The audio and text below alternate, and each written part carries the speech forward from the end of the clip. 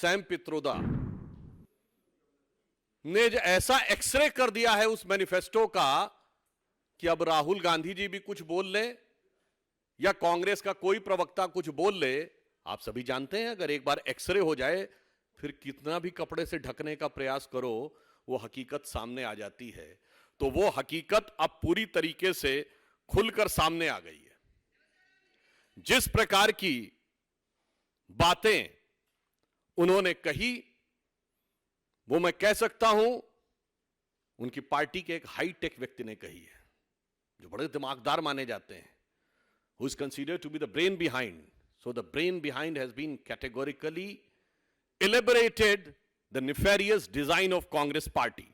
भारत का मूल मंत्र क्या रहता है? एक पीढ़ी मेहनत करके कमाती है, उसके बाद दूसरी पीढ़ी उससे कुछ बनाती है, तब जाके तीसरी पीढ़ी कुछ सुख पाती है और यह कांग्रेस उस सुख चैन को छीनना चाहती है। सैम पित्रोदा ने यह कहा कि वो अमेरिका से प्रेरित होकर गोल्ड टैक्स लगाने की बात करेंगे। अब मैं पूरे देशवासियों को याद दिलाना चाहता हूं कि इनके मैनिफेस्टो में विदेश की फोटोएं थी जिसका ये खंडन नहीं कर पाए। अमेरिका की बेफोलो लिवर की इन्होंने गंदगी का चित्र दिखाकर भारत के पर्यावरण के बारे में बात किया था। अब यह साफ हो गया कि वो फोटोएं किसी गलती के तहत नहीं थीं, इनके दिमाग में विदेश की बातें अंकित हैं। और मैं तो उनसे पूछना चाहता हूं विदेश की कौन सी शक्तियां आपको प्रेरित कर रही हैं। अगर आप ये कहना चाहते हैं तो विदेशों में जो आप उदाहरण देना चाहते हैं उसमें तो 45% तक टैक्स लगता है। आपको पता होना चाहिए, मैं गंभीर विषय की तरफ ध्यान आकृष्ट करना चाहता हूं। आज मल्टीपोलर वर्ल्ड आगे बढ़ रहा है, डॉलर की हार्ड करेंसी के रूप में भविष्य अनिश्चित हो रहा है। दो तीन बार उन्होंने अपने रेट ऑफ इंटरेस्ट बढ़ाए, उसके बाद भी काम नहीं हो रहा, यानी विश्व भविष्य में हार्ड करेंसी के रूप में गोल्ड की तरफ आगे बढ़ रहा है। और गोल्ड सबसे ज्यादा भारत में खरीदा जाता है, on an average every year 700 ton. क्यों? हर व्यक्ति गोल्ड खरीदता है। गरीब से गरीब व्यक्ति भी यह कहता है कि चाहे मेरे पास 2 तोला 4 तोला सोना हो मगर वो तोला सोना होना चाहिए। आप उस बचत के ऊपर क्या 45% टैक्स लगाना चाहते हैं? अगर आप विदेश से प्रेरणा की बात कर रहे हैं, जो उदाहरण उन्होंने देने की बात कही है, इसका अर्थ क्या हुआ कि भविष्य में विश्व में जो हार्ड करेंसी हो सकता है, जिसका सबसे बड़ा बेस भारत के अंदर हो सकता है, उस भारत के बेस को ध्वस्त करने के किसी बड़े राजनीतिक षड्यंत्र का हिस्सा तो नहीं है। यह मैं बात गंभीरता से पूछना चाहता हूं। मैं ये पूछना चाहता हूं, आप देंगे किसको? मैं देश के प्रबुद्ध लोगों से प्रश्न पूछना चाहता हूं। भारत का जो भी नागरिक है, कई पीढ़ियों से रह रहा, उसका कुछ तो है इस देश में, अकाउंट है, उसका घर द्वार है, उसका कोई तो ठीहा है। अगर वो भूमिहीन भी है तो उसके पास कुछ ना कुछ तो है। ये वो लोग हैं जो कहते हैं हम तो अपना कोई रिकॉर्ड नहीं दे सकते, उन्हीं के पास विरासत का कुछ भी नहीं है। तो आप in the name of equitable distribution of wealth किसको बांटेंगे? गंभीरता के साथ कह रहा हूं, विचार करके बताइए।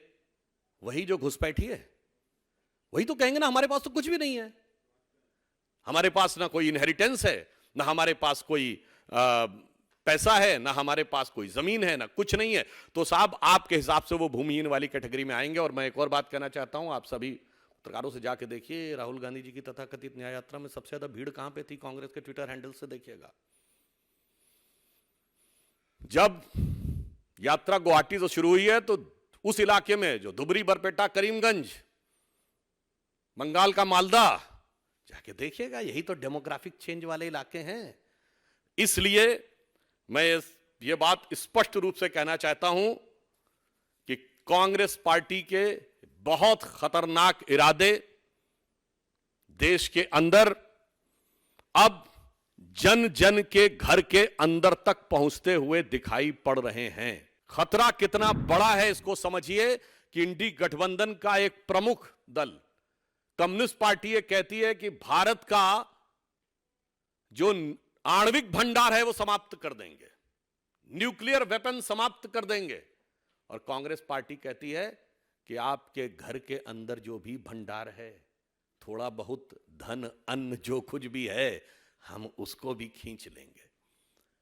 और मैं ये भी पूछना चाहता हूं, हमारे अगल बगल के देशों में तो बड़ी बड़ी कंपनियां काम कर रही हैं, उन्होंने बड़े बड़े एसेट्स बनाए हुए हैं, और आप हमारे यहां ये करना चाह रहे हैं। तो मैं पुनः पूछ रहा हूं कि आप किन चीजों से सोचकर कर रहे हैं, और इसमें आप सबसे ज्यादा हिस्सा किसका मार रहे हैं?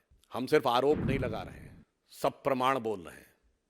देश के संसाधनों को खींचकर किसको दिया जा चुका है, देंगे की बात नहीं है। डॉक्टर मनमोहन सिंह जी के जिस बयान के बारे में वो ये सफाई देने की कोशिश करते हैं कि देश के संसाधनों पर पहला हक मुस्लिमों का होगा, तो ये कहते नहीं, कर चुके हैं।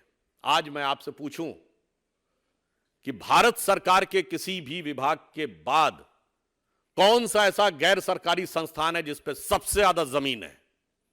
तो वह वक्फ बोर्ड। और ये नेहरू जी, इंदिरा जी, राजीव जी से मनमोहन सिंह जी की सरकारों और नरसिम्हा राव की सरकारों ने ग्रेजुअली इतना स्ट्रांग करके उसको स्थापित किया है।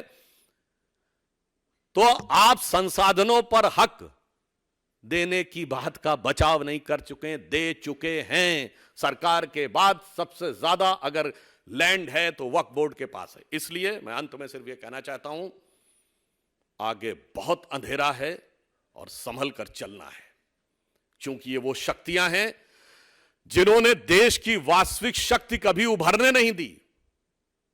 जो देश हमारे साथ आजाद हुए थे वो कहां से कहां पहुंचे, और आज जब मोदी जी के नेतृत्व में देश अपनी वास्तविक शक्ति के साथ उभरना चाह रहा है, तो न जाने कौन सी जानी और अनजानी शक्तियों के द्वारा ये सिर्फ भारत को नहीं, भारत के हर खास और आम को, हर गरीब को, हर माता बहन को के पास रखे हुए स्त्री धन तक, हर गरीब के घर में रखे हुए उसके द्वारा बनाए गए छोटे से मकान तक पर इनकी दृष्टि है। और मुझे पूर्ण विश्वास है कि देश की विवेकपूर्ण जनता इन सारे विषयों के ऊपर गंभीरता से विचार करके बात करेगी। और अब एक्सरे इज कंप्लीट, अब वो सीटी स्कैन और एमआरआई भी करा लें तो अब बचाव की कोई गुंजाइश नहीं है।